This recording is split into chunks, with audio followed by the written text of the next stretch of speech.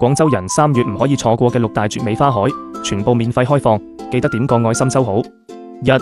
官坦農業公園可以影到地鐵穿梭花海，仲有超大片絕美七彩油菜花田，地鐵直達，免費免預約。2. 華農百花盛放，目前紫荊花、黃花風鈴木、三角玫均已爆花，大家入校記得提前預約。3. 寧遠西路英雄花紅透半邊天，近白珠木棉熱烈綻放，目前正值盛花期，唔好錯過。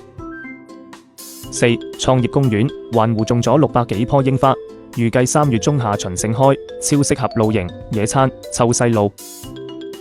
5. 18羅漢山1000棵櫻花，預計3月中旬盛開，櫻花節都將於14號開幕，屆時漫山遍野都係粉色雲海。